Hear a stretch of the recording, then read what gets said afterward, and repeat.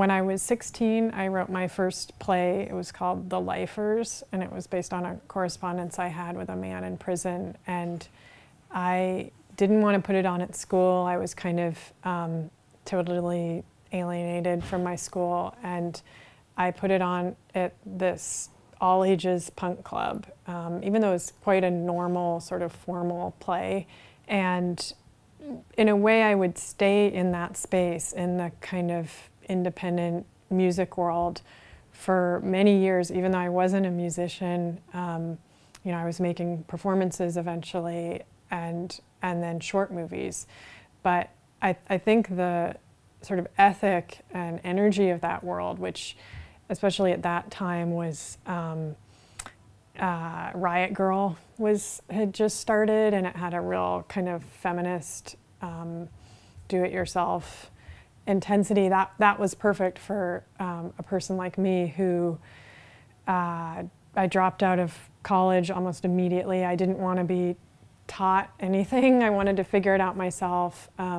I've just never craved authority figures or mentors, and not that I didn't want peers or to be inspired by other people's work. In fact, I remember after I dropped out of school, which was right after taking my first film class, which was kind of a disappointing, mostly guys. I remember thinking that every one of the final projects had either a dog or a gun in it, which just seemed like a bad sign to me. I started this, kind of in response to that, I started this thing called Big Miss Moviola, which was a really simple network for girls and women making movies.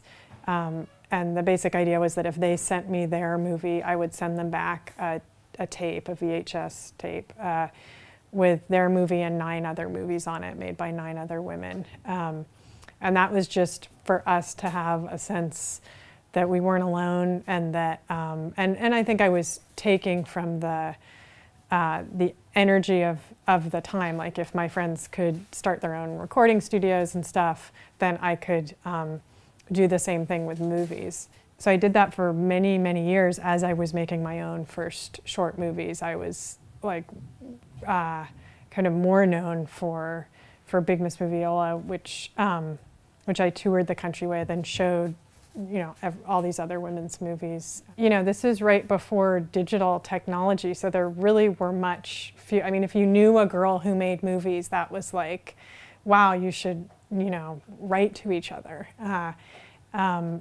And this was all through the postal service, you know.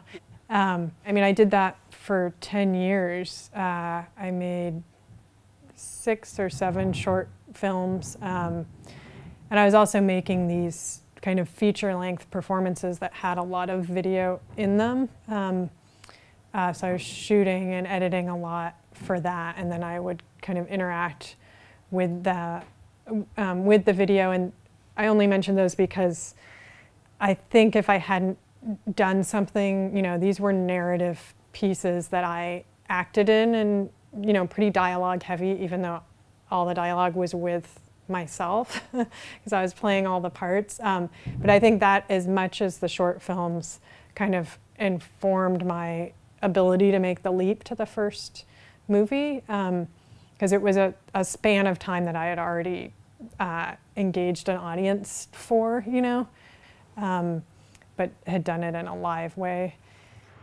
I'm gonna be free. Now let's kiss to make it real, okay?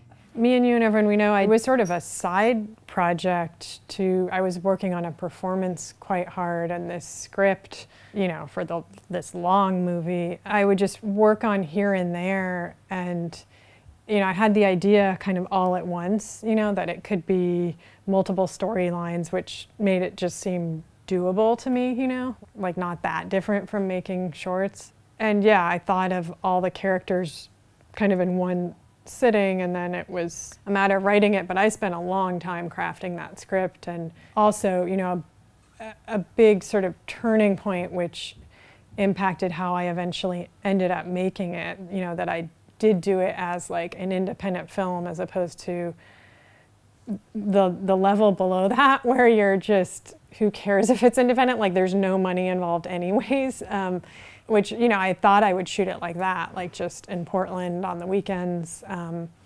with non-actors. But I found out about the Sundance Lab, which was, you know, a little, like I was ambivalent about it. It, you know, is this kind of workshop where you met with Hollywood screenwriters and directors and they give you feedback on your script and you shot scenes from it and you kind of practiced. And,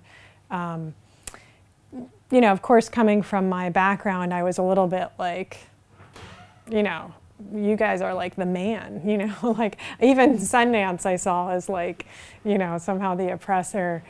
And yet I think there must have been something in me that knew that, or that craved like a bigger space, because I applied 3 times. It's hard to get into it. They kind of want to test that you're really rewriting. And I was. I worked kind of mercilessly on that script at a certain point. And then I did the lab, and that was my first introduction to like people who did this for a living, you know, like people whose job it was only, you know, to make movies or write movies. Yeah, and they were very confidence boosting, you know. They weren't at all about like trying to make my script something different.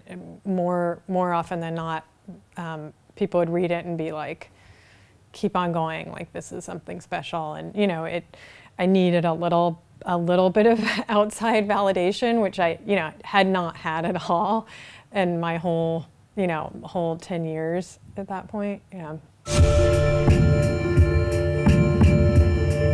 I take your coat? It's kind of part of my outfit. You always come to the party. I have to tell you something. What? One thing is that I'm wild. It can be very hard in the beginning. We didn't have those kind of problems in the beginning. Well, the thing is, you're just in the middle of the beginning right now.